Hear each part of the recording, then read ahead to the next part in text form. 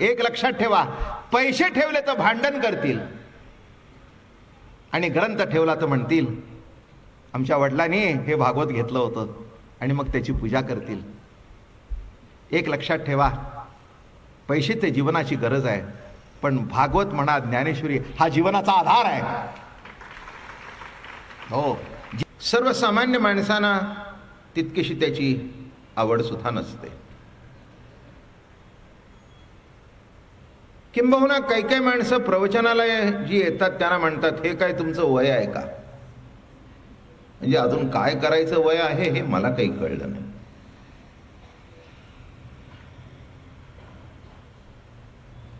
तर का असं काही नाही आहे की तत्वज्ञानाचं वय आहे असं कोणी सांगितलं? तत्वज्ञानाकरता जर वय लागतलं असतं तर 16 वर्षी ज्ञानेश्वरी झालीच नसती. त्याच्याकरता कोणीतरी वयोवृद्ध माणूस नेमावा लागला असता. पण ज्यांनी ज्यांनी हे धर्मग्रंथ निर्माण केले ते सगळे 25 आणि 30च्या आतले आहेत. शंकराचार्य तसेच, नाथांचं भागवताची निर्मिती तशीच. तेव्हा असा काही अर्थ काढण्याची गरज नाही आहे की इथे तरुण वर्गही खूप येतो, आवडीने प्रेमाने येतो, असं समज करण्याची गरज नाही आहे की तत्वज्ञान हे वय 20 झाल्यानंतर मग आता म्हातारपणी काही उद्योग नाही म्हणून चला बरं वाटतंय चला. हे बरं वाटण्याकरता प्रवचन नाही, बरं होण्याकरता प्रवचन आहे. बरं वाटणं निराळं, बरं होणं निराळं. काही काही गोष्टी बऱ्या वाटतात पण त्या स्वीकारल्यानंतर बरं होत नाही. दारू पिताना बरे वाटतं पण दारू पिऊन कोणाचं बरं झालंय ते मला सांगा. तेव्हा बरं वाटणं आणि बरं होणं जमीन आसमानचा फरक आहे. तेव्हा ज्ञानेश्वरी ऐकून केवळ बरं वाटणार नाही तर बरंही होईल आणि त्याच्याकरता ही प्रवचन आहेत. उद्या एकादशीचं कीर्तन आहे. बरं होण्याचा मूळ पाया म्हणजे वारकरी संप्रदायाच्या माळेचा स्वीकार करणं हा मूळ पाया आहे. उद्या आपण माळ घालायला सुरुवात करू. आवश्यकता आहे त्याची. काही काही माणसं मला असं म्हणतात आमचं कुलदैवत गणपती आहे, पण गणपतीला जे आवडतं ते ह्याला आवडतच नाही, ह्याला नको ते आवडतं.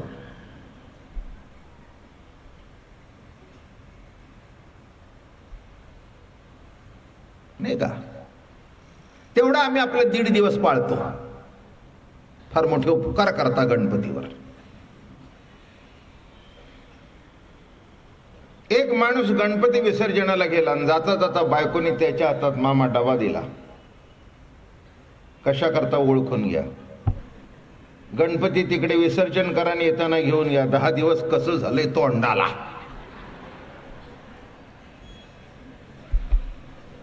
म्हणजे गणपती घरात राहण्याची वाट बघता का जाण्याची वाट बघता? कसा तो गणपती पावायचा? जिथे तुमच्या रोजच्या जीवनामध्ये गणपती अडचण वाटते, देव अडचण वाटतो, तिथे परमार्थ होऊ शकत नाही. देवाच्या सान्निध्यात आनंद वाटायला पाहिजे. एक सांगतो, देव अडचण वाटता कामा नये, देव केवळ परंपरा वाटता कामा नये, देवाची भीती वाटता कामा नये. देवाच्या सान्निध्यामध्ये आनंद वाटायला पाहिजे. हा माझा जीवीचा जीवलग आहे, हा माझा सखा आहे, हा माझा मायबाप आहे, नाही का? असं वाटलं तर उद्धार होईल.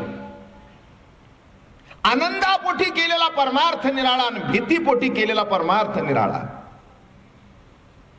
काही काही माणसं पाप धुण्याकरता परमार्थ करतात. म्हणजे काही एवढं मोठं आता देऊळ बांधलंय, ते काही धोबीघाट आहे होय? देवळं म्हणजे काही धोबीघाट आहे का की तुम्ही यावं तुमचं पाप धुवून टाकावं? आता तुमच्या इतकं गणपतीचं काय, त्याचं मला वाटतं 2 वर्ष चांदीचं काम चालू आहे. म्हणजे एवढी चांदीचं काम, तो गणपती एवढा सुंदर, एवढी मिरवणूक. आता आमचंही तिथे कोट्यावधी रुपयाचं मंदिर झालंय. ते काय पाप धुण्याकरता आहे का? अरे ही पाप धुण्याकरता मंदिरं नसतात. मंदिरं असतात आपल्या ठिकाणी. जो देव निर्गुण निराकार आणि इथे वस्ती करून आहे तो सगुण साकार मूर्तीच्या माध्यमातून त्याचं दर्शन व्हावं आणि वृत्तीमध्ये फरक पडावा, आचार विचारामध्ये फरक पडावा. त्याच्याकरता नीट लक्षात घ्या का प्रस्तावना केली. उद्या एकादशीचं कीर्तन आहे 6 ते 8. वारकरी संप्रदायामध्ये कीर्तन भक्ती फार महत्वाची आहे बरं का. कीर्तन भक्ती का महत्वाची आहे? कीर्तनाच्या माध्यमातून कीर्तन ऐकण्याचा अधिकार सर्वांना आहे. सकळाश येथे आहे अधिकार, कलियुगी उद्धार हरीच्या नामे. आणि म्हणून आपण रोज प्रवचन ठेवली आणि कीर्तन तेव्हा जरूर माळ घालावी. असा आहे केवळ गणपती कळणं हा भाग निराळा आणि गणपती वळणं हा भाग निराळा. कळतं सगळ्याला पण वळतं फार थोड्याला. वळण्याकरता ही प्रवचन आहेत. तुम्ही या भक्तिपंथाकडे वळावं बरं का. देवाचं रूप कोणतंही असू दे, मुख्य तत्व तेच आहे नाही का.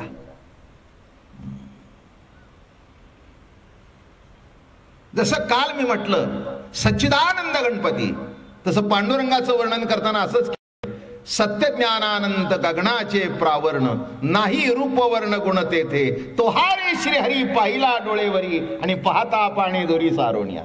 अर्थ तोच आहे. पण हे देवादिदेव आहेत. लग्न झाल्यानंतर पुरुषांनी आणि बाईनी जसं काही बंधन पाळावं लागतं आणि ती बंधनं पाळली तर लग्न टिकतं. लग्न रखडणं निराळं आणि लग्न टिकणं निराळं. काही काही माणसं सोडता येत नाही म्हणून जवळ राहतात. काही काही माणसं लोक काय म्हणतील म्हणून जवळ राहतात. काही काही माणसं आता दुसरी मिळणार नाही म्हणून तिला.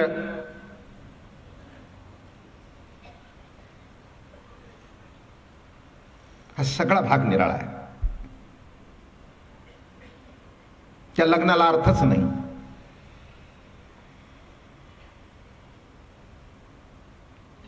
एकमेकाबद्दल प्रेम, एकमेकाबद्दल आपुलकी, सुखामध्ये बरोबर आणि दुःखामध्ये मागे. सुख दुःखामध्ये एकमेकाचे जोडीदार. अशा आधारावर जर लग्न उभं राहिलं तर तो असतानाही टिकतं, ती असतानाही टिकते आणि दोघांपैकी एक मागे पुढे गेलं तर एकमेकाबद्दलच्या आवडीमध्ये यत्किंचित कमतरता होत नाही. आधुनिक संस्कृतीमध्ये फार निराळं घडत चाललंय. संसारातली आपुलकी, प्रेम कमी होत चाललंय. तसं परमार्थामध्ये सुद्धा हे तर पूर्वंपार आहे, लाक्षणिक. आता हे यज्ञ, याग, जप, तप हे जे काही परमार्थ आहेत, यज्ञ करतो तो देवा करता नाही, स्वर्गातल्या अप्सरे करता. त्याला कुठे परमार्थ म्हणतात का? म्हणून ज्ञानेश्वर महाराज म्हणाले, पापात्मक पापे स्वर्गा जाईजे, पुण्यात्मक पापे स्वर्गा जाईजे, पापात्मक पापे नरका जाईजे, पण माते जेणे पाविजे ते शुद्ध पुण्य.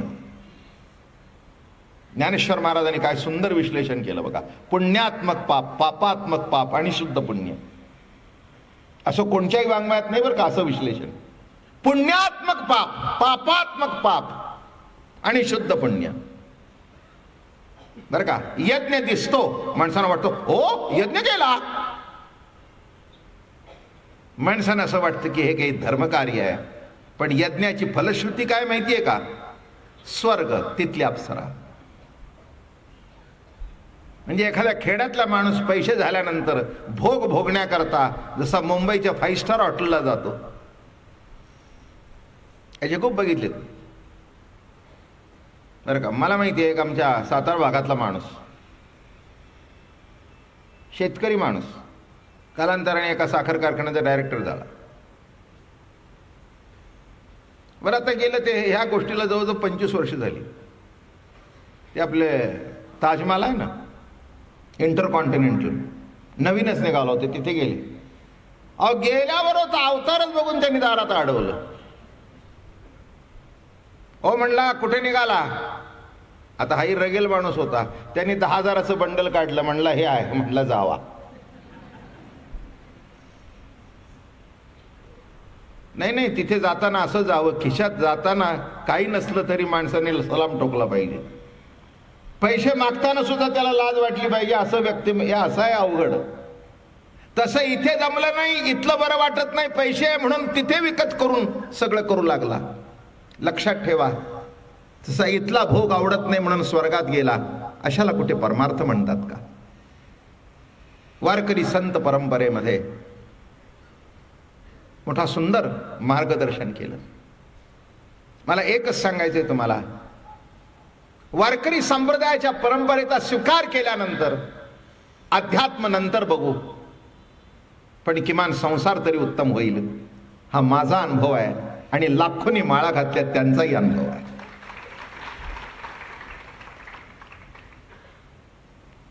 बरं का, ही वस्तुस्थिती आहे.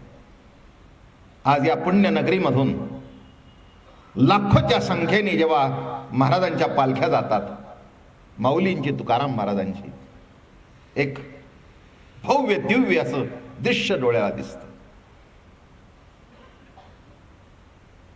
जसं विनोबा भावेनी एक शब्द काढला, अनुशासन, तसं संसारामध्ये सुद्धा माणसाला अनुशासन पाहिजे. कुठचा तरी नेम पाहिजे, कुठचं तरी बंधन पाहिजे. का घरी केव्हाही जावं, केव्हाही बाहेर पडावं, रात्री 1 वाजता घरी यावं, बरोबर आहे का? नाही, अनुशासन पाहिजे. घराकरता अनुशासन, तसं परमार्थ करत असताना सुद्धा अनुशासन. आणि हेच माळ करते. याच्याकरता उद्या आपण माळा घालूया. गणपती देव नक्की पावेल. ही मामा काय वगैरे काय सगळ्या मंडळीने माझ्याकडून माळा घातलेल्या आहेत बरं का. हो, मला लक्षात आहे, सुरुवातीचा काळ गणपती पुढेच माळा झाल्या. हो, या मंडळींना नुसतं ते गणपतीचं मंदिर देऊळ चालवत नाहीत, तर तिथलं जे अधिष्ठान आहे त्या अधिष्ठानावर पूर्ण भक्ती आहे. आणि ती भक्ती कृतीतून सुद्धा आहे, वृत्तीतून सुद्धा आहे. लक्षात ठेवा, परमार्थ केवळ कृतीत असू नये, परमार्थ केवळ डोक्यात असू नये, परमार्थ केवळ विचारात असू नये, तो सर्व अंगाने सर्व कृतीतून असा परिपूर्ण व्हायला पाहिजे. भाताची कृती बाईच्या डोक्यात असून उपयोग नाही, ती हातातून प्रगट होऊन रुचकर व्हावी. बरं का, पाठ म्हणून दाखवला कसं करावं, पण करायच्या वेळेला करपलं. कारण तिला माहित नव्हतं की भात केल्यानंतर गॅस कमी केव्हा करावा. पहिला तो एवढा लावला, तो शेवटपर्यंत एवढाच. तो त्रिगुणात्मक भात झाला. खाली करपला, मधला शिजला आणि वरचा कच्चा राहिला, कारण हलवलं सुद्धा नाही. ते म्हणले त्याच्यात तिथे लिहिलं नाही. म्हणले एवढी आडानी तू असशील हे मला माहिती नाही. माझं बोलणं लक्षात आलं का? तिथे सुद्धा जो डोक्यात विचार आहे, परिपक्व विचार आहे, तो जसा कृतीतून प्रकट व्हावा लागतो, तसं गणपती हा सात्विक देव आहे. त्याचा आहार, त्याचा विहार, त्याचा आचार, त्याचे मंत्र, त्याचं तंत्र सर्व सात्विकपणा. मग ते ऐकल्यानंतर आणि सांगणारा सुद्धा गणपती सांगत असताना सात्विक पांडुरंगाचा भक्त आहे. आता म्हणणं कळलं का कुणाचा भक्त आहे? आणि इथे गणपतीचं निरूपण का चाललंय, तर त्याचा अर्थ एक आहे. इथे ज्ञानेश्वर महाराजांनी ओंकारात शब्द ब्रह्मामध्ये गणपती बघितला. ओम सांगताना निर्गुण स्वरूप सांगितलं आणि आता गणपती सांगायला सुरुवात केल्यानंतर त्याचा सगुण रूपाचं वर्णन सुरू झालं. सगुण आणि निर्गुण ही दोन रूप आहेत ईश्वरी सत्तेची. कशी रूप आहेत? ब्रह्म कसा आहे? निर्गुण आहे, निराकार आहे, आज्य आहे, अव्यय, अनंग आहे, पेंदा आहे, निकवडा आहे, अचक्षु आहे, आचरण आहे. हे निर्गुण वर्ण झालं. आणि जेव्हा तुकाराम महाराज पंढरीला गेले ते म्हणाले अजिम्या ब्रह्म पाहिले.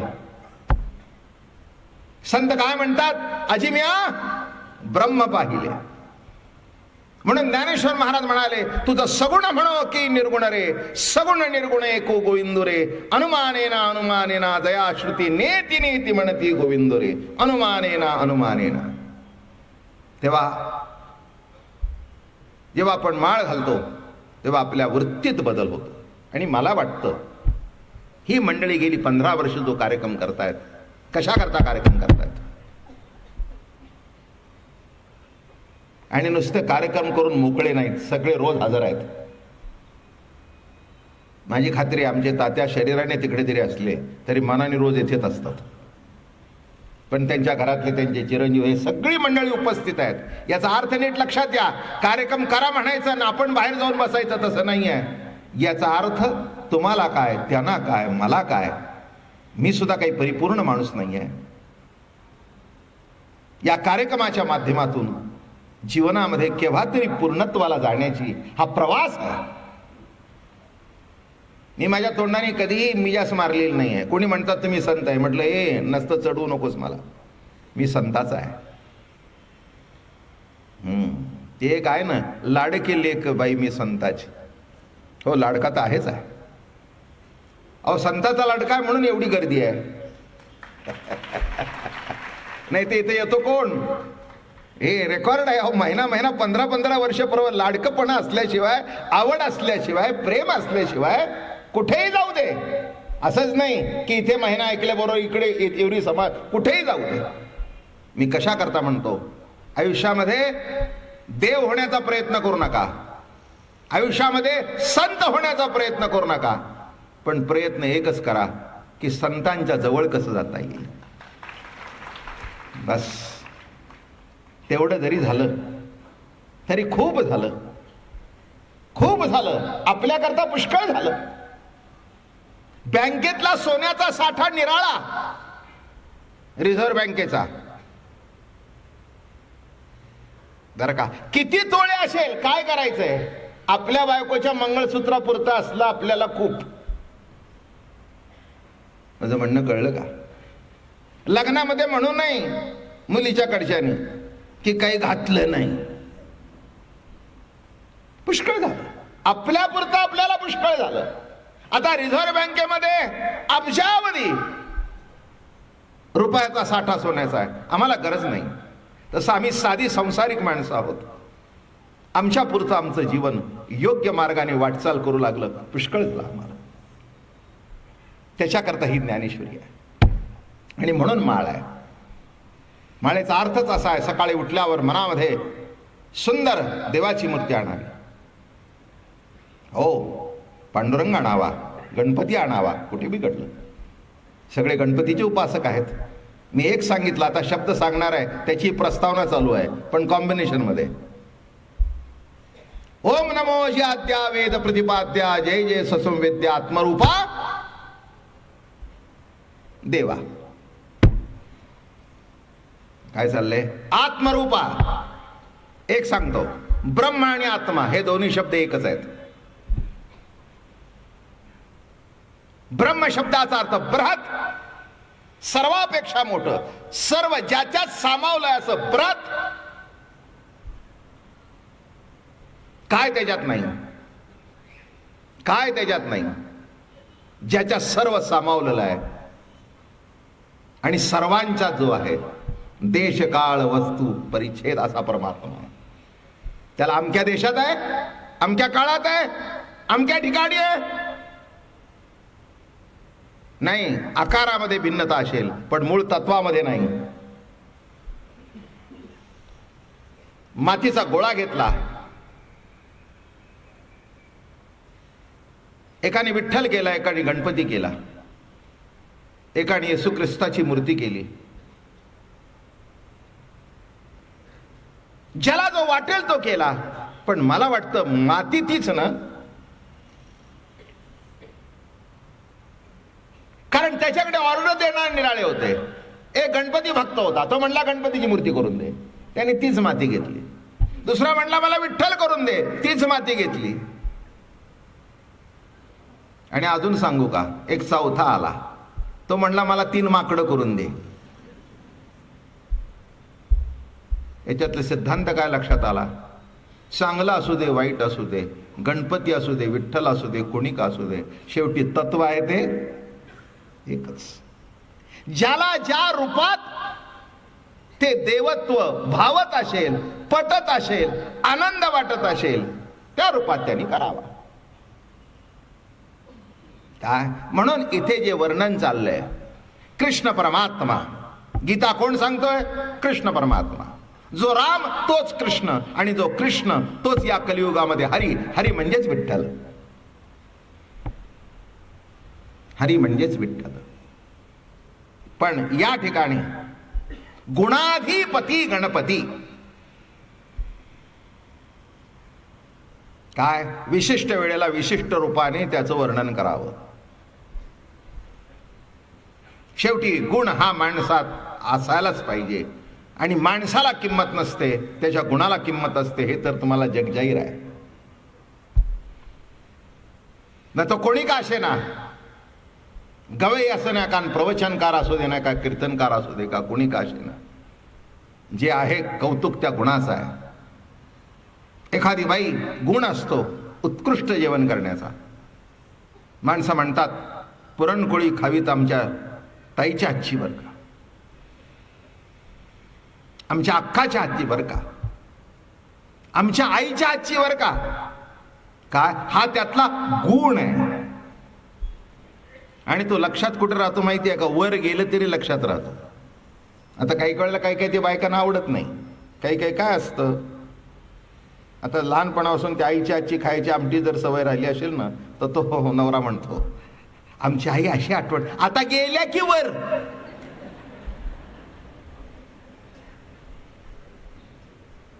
तो म्हणला एवढं काय तुला काही रागवायचं कारण आहे का? एवढं तुला काही रागवायचं काही कारण आहे का? हा, आता मी तुला म्हटलं माझ्या आईची आमटी चांगली होती, काय वाईट म्हटलं का मी? तुझ्याला नावं ठेवलं नाही, पण पण पण म्हणलात ना. तो म्हणला आता पण करतो, तुझ्या समोर आईचं नावच घेणार नाही, असा आजपासून केलेला पण. नीट लक्षात घ्या, असं बोलून काही कुठे जमत नसतं. जे असतं ते असतंच. तसं विशिष्ट गुण, गुणाधिपती गणपती. अरे का हो, सुंदर वर्णन आहे. त्याला ब्रह्म म्हणतात, त्याला आत्मा म्हणतात. पुष्कळ सांगण्यासारखं आहे. कोणी देहीचा आत्मा म्हणती, कोणी परिच्छिन्नती दावती, एक नेत्र गोळची लागती धांडोळावया. एवम सिद्धांताची ओवी सांगतो, मधल्या सांगत नाही. एवम सुकोनी आपण आपण ज्ञानी भरती राण, सिद्धची समाधान द्वाड झाले. जरा तुझ्या मीपणाच्या मागे मागे वळून बघ. मागे वळून बघशील तर तुला ईश्वरी सत्तेचं अधिष्ठान दिसेल. तुझ्या मीपणाच्या मागे कोण आहे? सर्वांच्या हृदयात जरा वळून बघा. तुम्ही पुढे बघताय, पुढे बघताना एक लक्षात ठेवा, इथे जर प्रगट झालं नाही तर तिथे दिसणार नाही. दृश्य वस्तूमधून द्रष्ट्याचंच दर्शन आहे, नाही का? एखादे साखल्यानंतर तुम्ही सांगता तसं झालं नाही, नव्हे तसं झालं, म्हणजे ते मूळ कल्पना जी आहे ते अधिष्ठान आहे. लक्षात घ्या मी कशा करता सांगितलं. असा हा परमात्मा बरं का, प्रत्येक वस्तूमधून त्याचं दर्शन आहे. सर्वांच्या हृदय देशी मी अमुक आहे, ऐसी जे बुद्धी स्फुर्यार निष्ठी. दुसरी ओळी, परतोनी पाठी मोरे ठाके, आपण या ते देखे. तुम्ही पुढे चालताय, जरा मागे वळून बघा, जरा मागे वळून बघा. सध्यांच्या मुलांना मी दृष्टांत सांगतो, पुष्कळ तऱ्हेने सांगतो निरनिराळ्या अँगलने. बापाने खूप कमवून ठेवलेलं असतं, पण बाप हाताने काम करतो. बाप झाडलोट करत होता. हा मोठा झाला पुढे. मग मागे वळून बघत नाही, पण पुढचं लक्षात येतं. पण मागे वळून बघितल्यानंतर कळतं की याच्या मागे पुण्याई कोणायचे. एवढा दृष्टांत पुष्कळ झाला. तसं जीवनामध्ये पुढे जाताना जरा मागे वळून बघावं. अजून एक सांगू का? रस्त्याने चालताना शहाणा चालणारा कोण? जो पुढे बघून चालतो तोही, पण पुढे बघताना जरा मागे वळून बघावं. कारण पुढे चालला आणि मागे जर वळून बघितलं नाही तर गाडी अंगावर येऊन आदळल्याशिवाय राहणार नाही, ऍक्सिडेंट होऊन जाईल. तसं बोलण्याच्या मागे कोण? चालण्याच्या मागे कोण? हात हलतोय त्याच्या मागे कोण? देवा, कुठे येतोय आपण? देवा, देव, दिव, प्रकाश. शब्दाची व्युत्पत्ती लक्षात घ्या. देव, दिव, प्रकाश. माझ्या मीपणामध्ये जी सत्ता प्रकाशित करते ती कशी आहे? माझ्या मागे आहे, माझ्या मागे आहे. पण मागे वळून बघाल तर एक दृष्टांत मी सांगत असतो, इथे सांगितलं असेल, पण आता ओघात आला तर सांगतो. फार सुंदर दृष्टांत आहे आणि मला अतिशय आवडतो म्हणून सांगतो. मला आठवतं, मी एक 8-9 वर्षाचा होतो आणि त्यावेळेला आमच्या घरी एक पिक्चर दाखवण्याकरता आणला. तो मूक चित्रपट होता. त्या काळामध्ये आमच्या दादा महाराजांची एक फिल्म काढली होती आणि ती फिल्म आणि त्याच्याबरोबर चार्ली चॅप्लिनची फिल्म ही आम्हाला दाखवण्याकरता घरी आणली. फार सुंदर आणि मजेशीर दृष्टांत. माझा अजून मी 8 वर्षापूर्वी बघितला, पण अजून 71 वर्षापर्यंत ज्ञानेश्वरीमध्ये ही ओवी सांगण्याकरता कामी येतो मला. फार सुंदर दृष्टांत. आणि तो चार्ली चॅप्लिन त्याशी काठी बिटी टोपी असं करत ती अगदी मिशी बिशी अगदी करून निघाला. जाता जाता जाता तो एका दारूच्या गुत्त्यात गेला. दारूच्या गुत्त्यात गेला.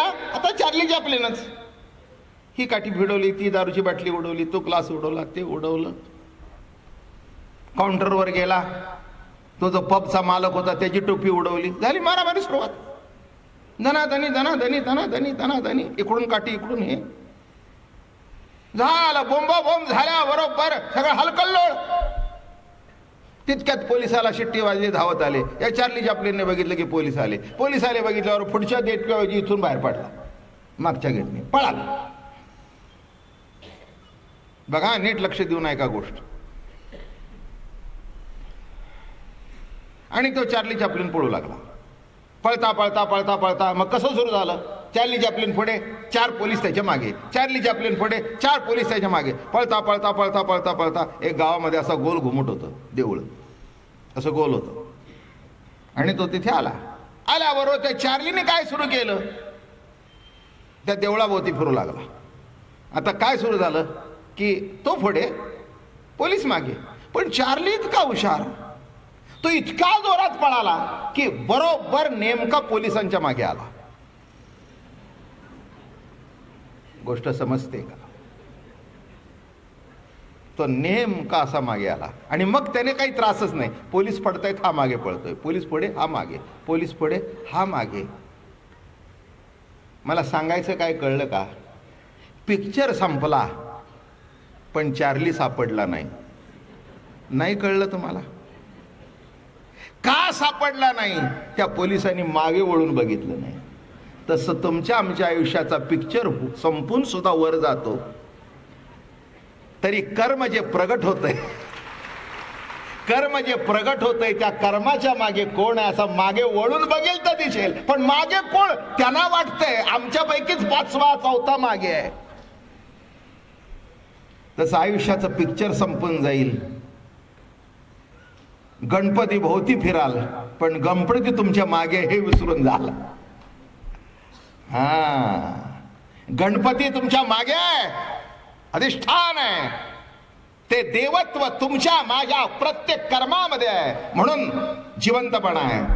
तुमच्या माझ्यातला जर गणपती संपला तर जीवनाला काय अर्थ राहिला?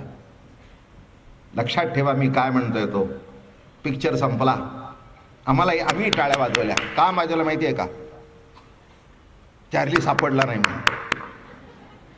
अजून ते 8व्या वर्षी बघितलेलं पिक्चर अजून मी सांगताना माझ्या डोळ्यासमोर दिसतंय. ते काय किती आश्चर्यकारक घटना आहे की का दिसलं नाही, त्याचं उत्तर एकच, मागे वळून बघितलं नाही. तसं तुम्ही जरा मागे वळून बघायला शिका. मागे वळून बघाल तर तुमच्यातलं ईश्वरत्व तुम्हाला दिसेल. तुम्ही तुमच्या कर्तृत्वावर तुमची नजर आहे. मी केलं, मी बांधलं, माझ्यामुळे घडलं, माझ्यामुळे संसार. पूर्वी आमच्याकडे फुटका कप नव्हता, आता डझनभर गोल्डन बॉर्डर. तुमच्या कर्तृत्वावर तुमचं लक्ष असतं, पण कर्तृत्व ज्याच्यामुळे घडलं त्याला तुम्ही विसरता. करणे का न करणे हे आघवे तोची जाणे, विश्व चळत असे जेणे परमात्मेनी. करणे का न करणे हे ज्याच्या सत्तेने घडतंय, असं ज्याच्यामुळे घडतं त्याला म्हणतात देव. देवा, मी काय सांगतोय कळलं का? देवा हे जे देवत्व आहे, प्रकाशित होणं, देव दिव. बघा, डोळ्यांनी बघितलं म्हणजे कळतं असं नव्हे. देवत्व शब्दाचा अर्थ जे बघतो ते प्रकाशित होतं. प्रकाशित नाही झालं तर काही समोर दिसून सुद्धा काही फायदा नाही, नाही का? हो, सगळं काही असतं पण प्रकाशित होत नाही, आणि प्रकाशित होत नाही म्हणून कळत नाही. काही कळायला बघा, काही काही कोर्टाची, कचेरीची, अमकेची तमकेची लेटर येतात. आता तुम्ही एवढ्या मोठ्या संस्था चालवतात, तुम्हाला माहिती असतं. काही काही वेळेला येतात पण हे कुठलं आहे ते आपल्यालाच कळत नाही, काय भानगड आहे. आपण काही केलेलं नसतं, काही नसतं, एखादं नोटीस उगीचच लागतं. हे तर मामा तुम्हाला माहिती आहे, एवढी चालवत आहे. मला वाटतं तुम्ही सगळे लोक नोटीस अंगावर घेतच म्हातारे झाला. बरं काय, इथे गणपती का तिथे गणपती, इथे बसायचं का तिथे बसायचं, ही जागा किती चाललंय. माझं म्हणणं कळलं का? काही काही टायमाला आपल्याला कळत नाही. माझं लक्षात ठेवा, आपल्या हातात कागद असतो, त्या कागदावर आपलं नाव असतं, पण काय आहे ते मग आपण एखाद्या वकिलाकडे जातो, जरा बघाव, अहो ते ठेवा माझ्याकडे, तुम्ही जा, झालं ना, काय नाही, काय नाही. मग मी त्याला विचारलं काय नाही, ते म्हणले मलाही काही माहिती नाही, पण ते म्हणले काय नाही, मी म्हणतो काय नाही. माझं बोलणं समजतंय का? हां, काही काही येडी माणसं मी बघितली. मला आठवतं एक व्यक्ती माझ्याकडे आली, मला माहिती होतं त्याची गंमत. मग काय सांगू, असं घड्याळ होतं हातामध्ये सुंदर, झाली याला 30-35 वर्ष झाली. असं घड्याळ बिळाळ बांधून आली ती व्यक्ती, असं असं करू लागली. मी विचारलं वाजले किती, म्हणले तुम्हीच बघा.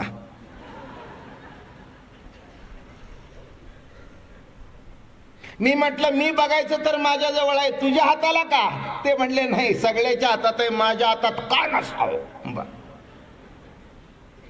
माझं बोलणं कळलं का? घड्याळ तुमच्या जवळ आहे, घड्याची मालकी तुमची आहे, पण काय आहे ते कळत नाही. म्हणजे दृश्य दिसतंय पण दृश्यामध्ये द्रष्टा जिथपर्यंत प्रगट होत नाही तिथपर्यंत दृश्य असून सुद्धा, मालकी असून सुद्धा काय आहे ते कळत नाही. मग हे प्रकाशित होणं, आता हातात घड्याळ घेतल्याबरोबर नुसती अशी, मला आता आयुष्य गेलं तुमचं माझं, नुसतं असं काही घड्याळ घेऊन बघायला नको, नुसतं नजर जाता जाता कळतं 7:45ला 5 मिनिटं कमी आहेत. नुसती नजर सहज गेली तर म्हणजे ते प्रकाशित होतंय, म्हणजे मला दिसलं म्हणून कळलं असं समजू नका. माझं बोलणं समजलं का? दिसलं म्हणजे कळलं असं समजू नका. नाही, दिसणं निराळं आणि कळणं निराळं. कळणं केव्हा होतं? दिसल्यानंतर प्रकाशित होतं, प्रकाशित होतं, आणि जो प्रकाशित करतो तो देव. आता इथे कोणाजवळ नाही तो, नाही का? समोर कोण आले की प्रकाशित होतच ना. माधवराव आले, गोविंदराव आले, वामनराव आले, ज्याचं त्याला जे ते प्रकाशित नीट झालं की नाही की संस्था नीट चालतं, आणि प्रकाशित नाही झाले की जोडे खावे लागतात, आहे ना? काय ज्याचं त्याचं काम आहे ते प्रकाशित बरोबर होतं ना. काय आता हे आहेत, हे आहेत, हे आहेत, हे आहेत, हे आहेत, हे आहेत, इथे बसलेले आहेत सगळे, हे सगळे माझ्या परिचयाचे आहेत.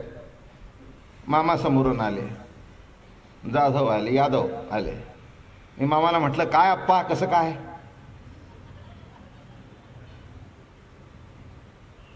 मामा म्हणतील, बाबा महाराज आज काय झालं तुम्हाला? मी म्हटलं, काही नाही झालं. आप्पा काय आणि मामा काय? हो नाही आप्पा ते, मी मामा रासने, ते आप्पा सूर्यवंशी. अहो मी म्हटलं, हे काय ते काय? माझं बोलणं कळलं का? अहो लाखो माणसं येतात, आतून प्रकाशित होतं म्हणून मजा आहे, नाही का? समोर बायको आली जर बहीण वाटली तर काय होईल? मी प्रकाशित सांगतोय बरं का, नाही का? अहो जे ते प्रकाशित झालं. अहो शेजारची बाई आली आणि तुम्हाला वाटली, कोणीतरी ओ केलं, बाबा घाबरला इथेच.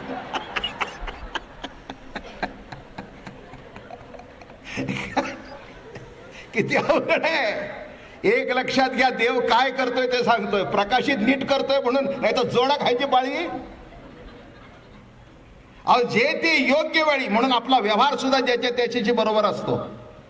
बाबा महाराज आले, कसं बोलायला पाहिजे?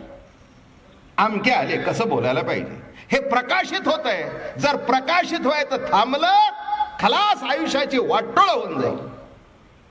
हो समोरचा माणूस आला, कोण भलता सण, त्याला आपल्या पाठीवर थाप टाकतंय, त्यालाही कळे नाही असं का करतंय. ते म्हणले, मला वाटला तू आमचा गोविंदा. ते म्हणले, गोविंद बिवंद नाही, मी गोविंद नाही, नरसिंह आहे. ते म्हणले, मला गोविंद वाटला. आता म्हणले, तुम्हाला काय वाटलं ते, पण माझा त्या गोविंदाशी तुमच्या संबंध नाही. म्हणले, मला वाटला. तुम्हाला माहिती नाही देवाची किती कृपा आहे. लाखो माणसं, लाखो विषय, ती वस्तू समोर आली की असं बरोबर सांगतो, प्रकाशित होतं.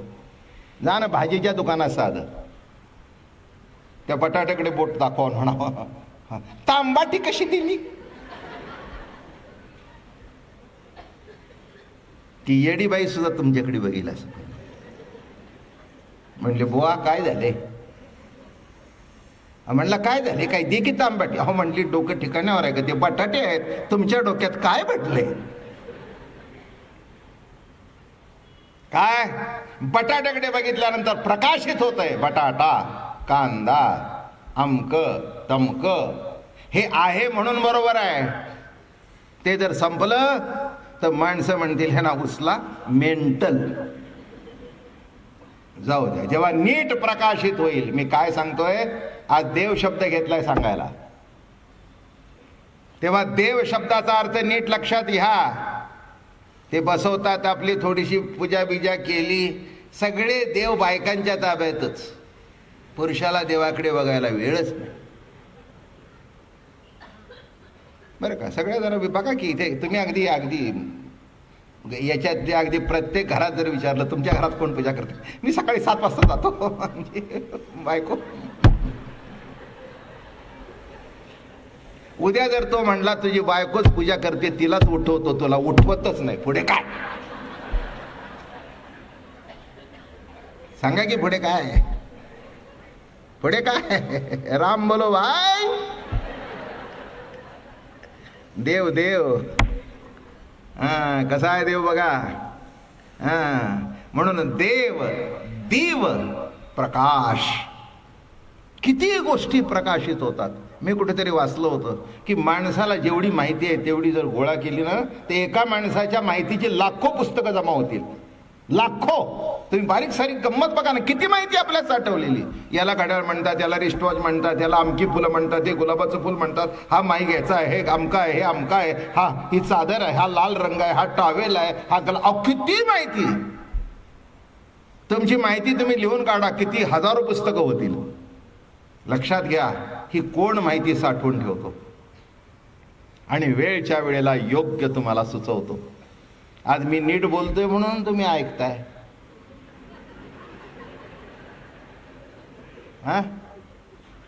जरा जर मला वेडवाकडं प्रकाशित झालं तर सगळेजण विश्वस्त बसतील, तात्यामध्ये बसतील. मामा एकीकडे, आप्पा एकीकडे. ते म्हणले, बाबा महाराजावर आपलं खूप जीव आहे, प्रेम आहे. पण सध्या काही खरं नाही.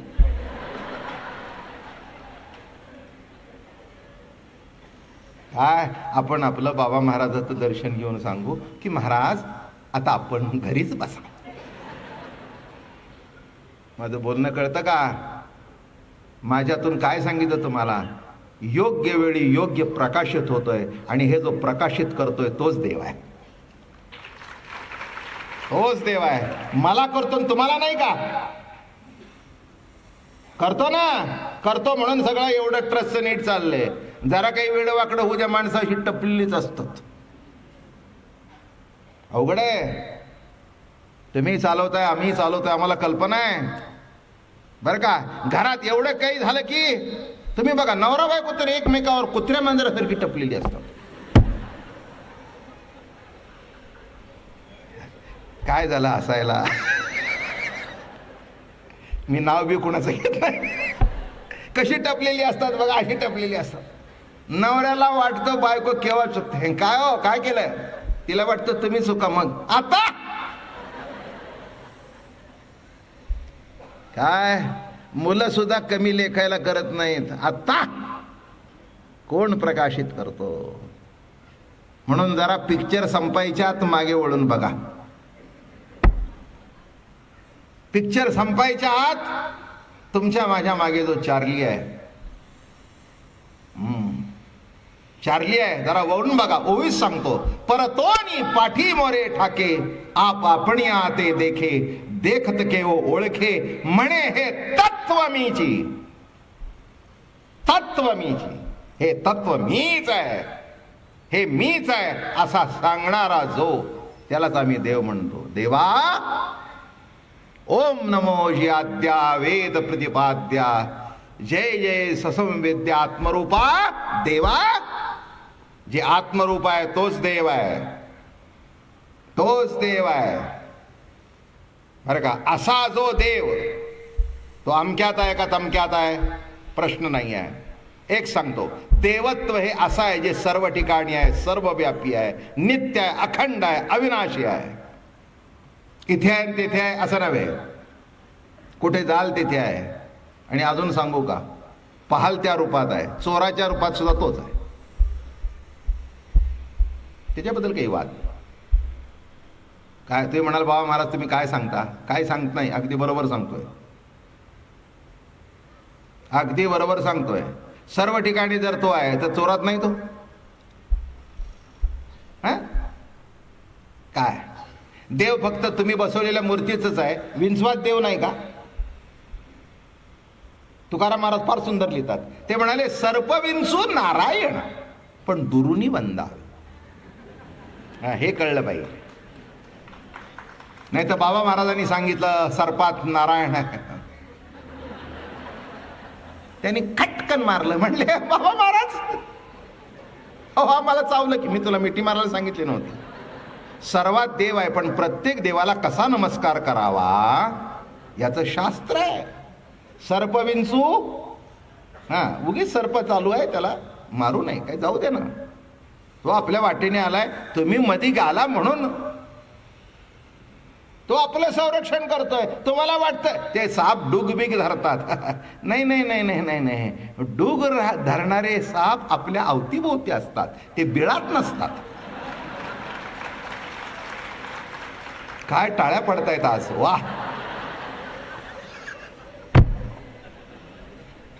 तुम्हाला काय वाटत? अरण्यातला साप आणि तुमचा संबंध काय?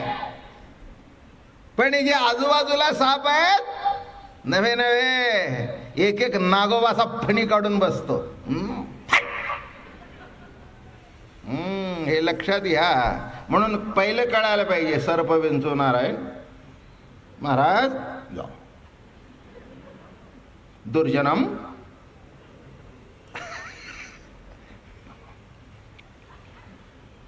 अगदी खाली वाकून असं करावं, जा बलाट टळली. कोणताही देव आहे, वंदन सगळ्याला करावं, पण त्याच्यातला गुण आणि दुर्गुण समजून वंदन करावं. देव सर्वातच आहे, त्याच्याबद्दल काय वाद आहे नाही का? चोरा सुद्धा आहेच की. चोर चोरी करायला जातो, त्याला चालवतो कोण? नाही का? असं काही वाईट काही करायचं गरज नाही. प्रत्येक गोष्टीमध्ये उलटसुलट आहे. ईश्वरी सत्तेमध्ये त्याज्य काहीही नाही. फक्त तुम्ही आम्ही काय करायचं. आणि एक लक्षात ठेवा, ज्या त्या देवाला जो तो नैवेद्य असतो, जो तो प्रसाद असतो. गणपती म्हटल्यानंतर मोदकच, विठोबा म्हटल्यानंतर पुरणपोळी, ती देवी म्हटल्यानंतर अमक, मग कुटीरुटी सुट्टी अमक तमक, हे प्रत्येकाचे प्रसाद ठरलेले आहेत. तसं चोर झाला, तुम्ही चोरी केली तर प्रसाद नक्की मिळेल, नाही का? पोलीस खात्यातली माणसं तुमची अशी पूजा करतील. माझं म्हणणं लक्षात घ्या, ज्या त्या खात्यात गेल्यानंतर त्या देवाला जो तो प्रसाद, त्याच्यातला गुण ओळखून, काय आहे, चोर आहे ना, 2 हात लांब राहा. ते म्हणाले सगळे चोर आहे म्हणून मी चोरी करू. मी तसं म्हटलेलं नाही. प्रत्येक देवाचा जो गुण आहे तो ओळखून वागा. काय, सर्व रूपाने तोच नटेला, हे सत्यच आहे. म्हणून गोकुळामध्ये कृष्णाने सुद्धा मोठी गमतीदार चोऱ्या केल्या. चोरी केली नाही का? पण शेवटी त्याचं एक नाव श्रेष्ठ झालं, चित्त चोर. काय चोरलं त्यांनी? भगवंता, त्यांनी भक्तांचं चित्त चोरलं. तोही चोरीच करतो. पण नीट लक्षात घ्या, काय करावं काय नाही, कुठलं करावं कसं करावं काय नाही, प्रत्येकामध्ये देवत्व आहे. पण प्रत्येकाची क्वालिटी ओळखून घ्या. सगळ्याच बायका आहेत, पण याच्यातली बायको कोणची? एका घरामध्ये 4-5 बायका असतात, बरं काय? एखादी आपली, 1-2 आपल्या बहिणी असतात, 1-2 नाही, एकच बायको असते. काय? मग कोणी भावजय असतात. प्रत्येकाशी वागताना हे बघा, बहीण ही बाईच, बायको ही बाईच, आई ही बाईच, सासू ही बाईच, शेजारची ही बाईच. पण प्रत्येक बाईचे संबंध काय आहेत हे जाणून वागणं महत्वाचं आहे. आणि हे जाणणं जो प्रकाशित करतो, बघा, ते म्हणता आमच्यावर देवाची कृपा नाही. अरे कृपा आहे म्हणून तर नीट चाललंय. ज्या दिवशी कृपा चुकेल ना, त्या दिवशी रस्त्यात माणसं मारतील फडाफड. योग्य सुचवणं हीच कृपा. तुम्हाला असं वाटतं त्याने काहीतरी महा देणं, नाही, योग्य तऱ्हेने जीवन चालणं, कंट्रोलमध्ये. जर का काय बोलावं, कसं बोलावं. आता हे एवढं बोलतोय मी, अहो एकही शब्द न चुकता बोलणं ही केवढी कृपा आहे. एक जर शब्द चुकला तर माणसं म्हणतील, बाबा महाराज आज आपण असं कसं बोलला. मी म्हटलं, अरे दे की सोडून, 7 दिवस झाले एवढं नीट बोलतोय. नाही नाही म्हटला, पण तुमच्याकडून. माझं म्हणणं कळलं का? एक लक्षात ठेवा, ही बाबा महाराजांची मिजाज नाही किंवा कोणत्याही वक्त्याची मिजाज नाही. त्याच्यावर कंट्रोल वाणीवर ठेवणाऱ्या परमात्म्याची कृपा आहे. ही त्याची कृपा आहे की योग्य कंट्रोल आहे. आणि असा जो माझ्यावर, माझ्या जीवनावर जो कंट्रोल ठेवतो तोच देव. देवा तूची गणेशू, असा जो देव तो अनेक रूपाने. ज्ञानेश्वर महाराज म्हणाले, अनंत रूपे अनंत वेशे देखिले म्या तयासी. त्याला बघितला म्हणून कट्टर वारकरी संप्रदायाचे उपासक असून सुद्धा इथे गणपतीची पूजा केली. असं म्हणाले नाहीत ते. अनंत रूपे. कशा रूपात बघितला? देवा तुला अनंत रूपात बघितला. म्हणून मगाशी माळेपासून सुरुवात केली. 2-3 मिनिटं, 4-5 मिनिटं राहिली. सकाळी उठल्यावर मनामध्ये प्रथम पांडुरंगाची मूर्ती, आईसाहेबांची मूर्ती, गजाननाची मूर्ती आणा. माऊली, नाथ, नामदेवराज, तुकाराम महाराज, कसं जीवनाला सुरुवात करावी. आपण सकाळी उठतो, उठल्याबरोबर मनामध्ये कुणाला आणावं? ज्यांनी मन दिलंय त्याला आणावं. कुणाला आणावं? ज्यांनी मन दिलंय त्यांना आणावं. पांडुरंगा, तू मन दिलंस, पण माझ्यावर कृपा कर. माझं मन इकडे तिकडे जाऊन देऊ नकोस, योग्य मार्गाने जाऊ दे. आणि त्याच्याकरता मानस पूजा करायची असते. देवाची, संताची, आपल्या गुरुची मूर्ती मनामध्ये आणावी. त्यांना पंचामृताने स्नान घालावं, सुंदर कपडे घालावे, नटवावं, जशी आपत असेल तसं नटवावं, कुठे बिघडलं. आमच्या श्रीमंत दगडूशेठ हलवाई गणपतीचा पितांबर सोन्याचा आहे. काय नाही सोन्याचं तिथे, काय हो. माणसं म्हणतील देवाला काय पाहिजे, पाहिजे का न पाहिजे तो देव ठरवू दे, आणि त्याने ठरवलं म्हणून होतंय.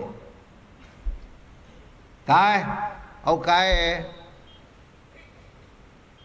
इतर देवळं मी खूप बघतो, सगळ्याच्याच पेट्यामध्ये दिवसाला 5 रुपये सुद्धा जमत नाहीत, आणि इथे करोडोनी येत आहे. देवाचीच इच्छा,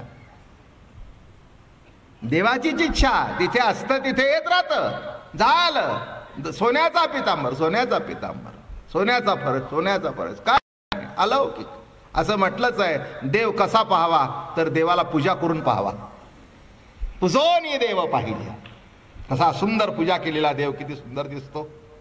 आता मला सांगा, अशी मनामध्ये ती मूर्ती आणावी, कटावर कर ठेवलेला पांडुरंग, गळ्यामध्ये तुळशीचा हार, कौस्तुभ मणी, काय तो सुंदर मुगट, काय तो देव दिसतो, काय आईसाहेब दिसतात. अलौकिक मूर्ती मनामध्ये आणावी, पूजा करावी. माऊलीची मूर्ती आणावी. नाथ नामदेव महाराज, तुकाराम महाराज, आमची परंपरा ज्यांच्यापासून सुरुवात झाली ते सद्गुरू दादा महाराज, अप्पा महाराज, मनामध्ये पूजा करावी, आरती करावी, नैवेद्य दाखवून म्हणावं, महाराज मला काही कळत नाही, माझा सांभाळ करा. मग सकाळी उठल्यानंतर मानसपूजा, मग मंत्र जपावा. जय जय राम कृष्ण हरी, जय जय राम कृष्ण हरी, जय जय राम कृष्ण हरी, जय जय राम कृष्ण हरी, जय जय राम कृष्ण हरी. हा मंत्र जपावा. याच्याकरता मुद्दाम कॅसेट काढली या मंत्राची, माणसांना त्याचं महत्त्व कळावं. तुम्हाला वाटतं आम्हाला ठाऊक आहे, अरे काय ठाऊक आहे तुला, काहीच ठाऊक नाही. मंत्र म्हण म्हणजे तुला कळेल त्याच्यातलं श्रेष्ठत्व काय. एक माळ जपावी, रोज ज्ञानेश्वरी वाचावी, रोज हरिपाठ म्हणावा, एक वारी पंढरीची करावी, एक वारी आळंदीची करावी. आणि दुधोऱ्याला एवढा मोठा प्रकल्प उभा राहतोय, तिथली डिसेंबरमध्ये वारी करावी. यंदा 14 डिसेंबर ते 20 डिसेंबर, उद्या आपण पत्रिकाही वाटू, सगळ्यांना कल्पनाही देऊ. जगद्गुरु तुकाराम महाराजांची मूर्ती 16 तारखेला आणि 81 फूट उंच कळसावर बसणार आहे. एवढं मोठं भाग्य आमच्या जीवनातलं.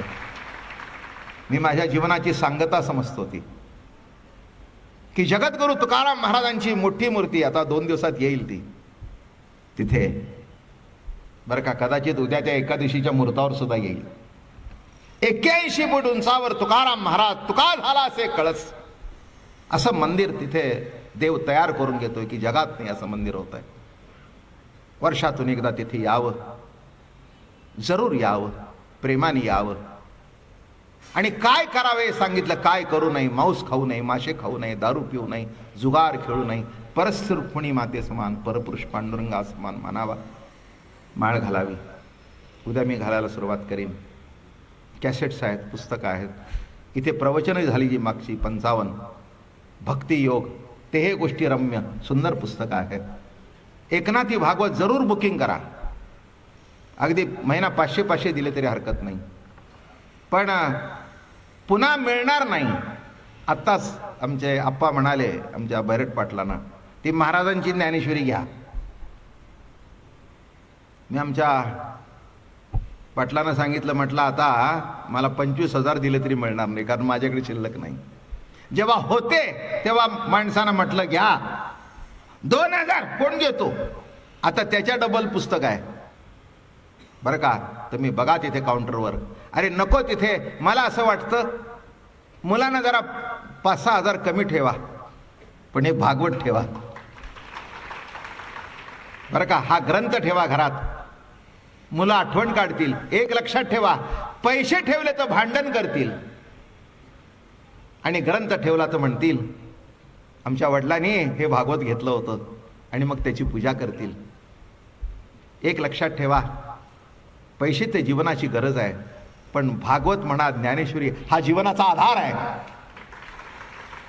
हो.